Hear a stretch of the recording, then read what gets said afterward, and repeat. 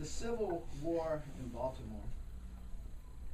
She was a brown-haired woman, blue-eyed, from German stock, already 3 daughters, headed down the pike 2 years before with a rail-thin, yellow-haired husband who looked for work in the post-war boom of Baltimore. How they got together is anyone's guess. It's an old story. They weren't the first. Temptation, risk, consequence.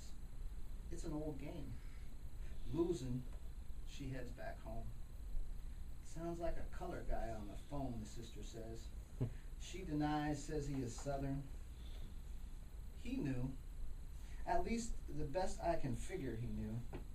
But if he ever got into a borrowed car wearing a pair of mended dress pants and shoes with the Sunday shine, drove north through York, caught routes 11 and 15 by Harrisburg, followed the west shore of the river to where its branches converge, driving along with the radio on low, just enough for company, not distraction, and in that early evening, sighting the North Star in a clear winter sky, stopped the car on the berm at the foot of the old Bainbridge toll bridge, got out, walked around to get the kink out of his calves, then leaned against the passenger door, smoking a non-filter, and considered what came next if he crossed.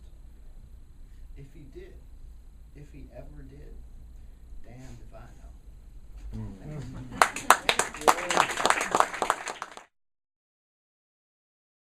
This poem came about because of an incident, a tragic incident, where a young child was stabbed to death and both of the parents were suspect. And at the time that this happened, my children were young. Safe. My baby and I stay home from the funeral for the murdered child, unrecognizably battered and stabbed in last week's news photos. The police arrive early at the church. The estranged wife and husband, separated by rows of pews, glare at photographers, suspect each other. They have both aimed guns.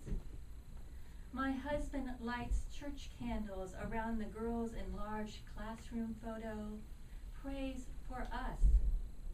What is safe lurks nowhere near, doubt encrypting fear, the way we cross ourselves in our cloistered home. We stare nightly at neighbors walking too close to the nursery window, too close to the woods where the girl was found, her arms crisscrossed just so, as if by a parent who can no longer sleep.